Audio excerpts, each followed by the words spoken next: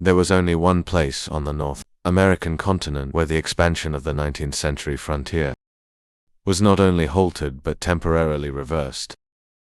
That place was in Texas. The tribe that managed not only to resist colonization, but was also a powerful key figure at that time, was the Comanches. Within their culture, boys learned to hunt and ride at a very early age, and they would become warriors in their mid-teens. Their incredible military mastery derived from the horse. They were the tribe that could do more with the horse than any other tribe could. They used horses to hunt buffalo and wage war. Comanches were incredibly warlike people. At the height of their power, they swept everyone off the southern plains. They conducted raids on both other native tribes and settlers. During these raids, all enemy adult males were killed. That was one of the reasons why natives always fought to the death. Small children were killed as well as babies. A lot of the children, in the 3 to 10 year range, were often taken as captives. The women were often raped and either killed or taken captive. Captives would be taken back to camp and tortured.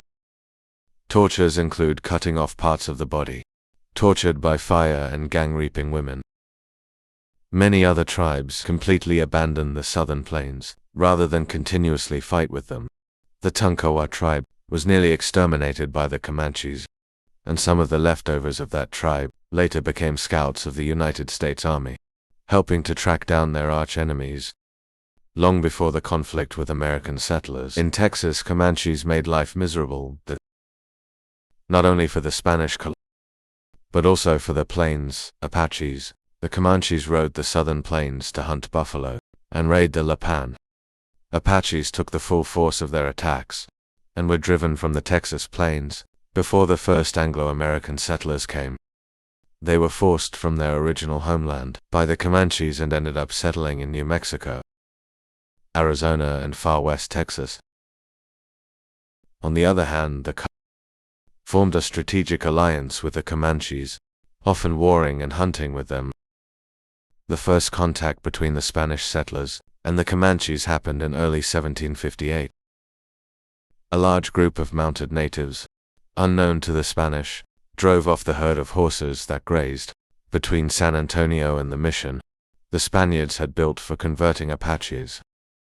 Seeing that the Spanish and the Apaches were now on good terms, 2,000 Comanches raided the mission Sunset, now occupied by 35 men. The raiders, Comanches and their allies, wore red and black face paint and were armed with European armor and muskets, as well as their own lances, bows and arrows. The two parties collided.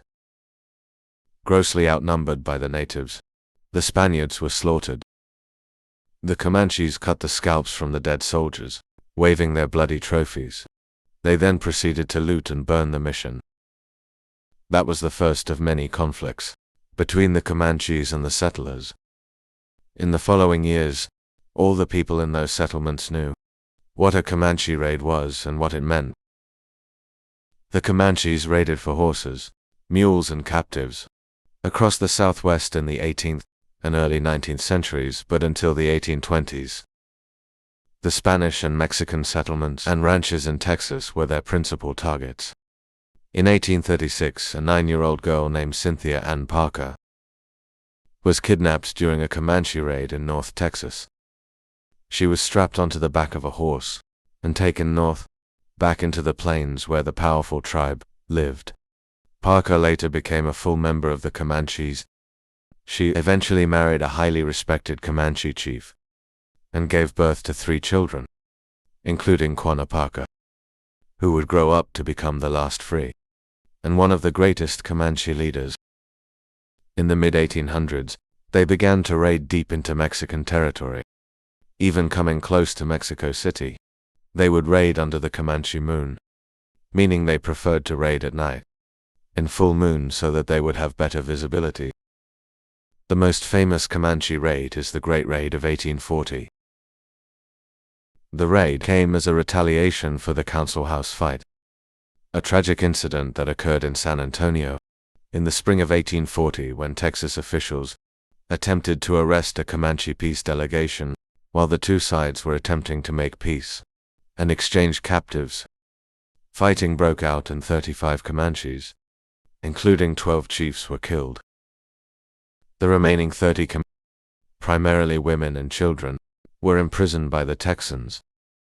7 Texans were also killed in the melee, and 8 were wounded as a response. A few months later, the Comanches launched a retaliatory raid. Unestimated 500 warriors led by Chief Buffalo Hump made a sweep through South Texas, completely devastating the towns of Victoria and Linville, killing 25 Texans, while stealing and burning settlements. During and after the Civil War, things were chaotic on the frontier. On one side there was an expanding, industrialized civilization trying to expand westward. On the other, there was vast land ruled by fierce native tribes, unwilling to subdue. Just how bad things were could be seen in the number of settlers who had abandoned their lands. The frontier, carried west with so much sweat and blood, was now rolling backward, retreating. The reason for this reversal of what previously and elsewhere had seemed inevitable was the fierce, war-making ability of a relatively small number of Comanches terrorized the Southwest, forcing those who'd settled the lands west of San Antonio to return to the relative safety of what was then the largest city in Texas. After years of such the U.S. Army in 1871 sent Civil War veteran Colonel Ronald Slidell Mackenzie to put an end to the resistance. His mission was to defeat the Comanches, who controlled the area stretching from west of San Antonio and up the uncharted Estacado into what is today the Texas Panhandle. It's important to mention the Comanches relied vastly on the buffalo for food and supplies, knowing that the settlers started to exterminate the buffalo with the eradication of their primary food source. They were very weakened.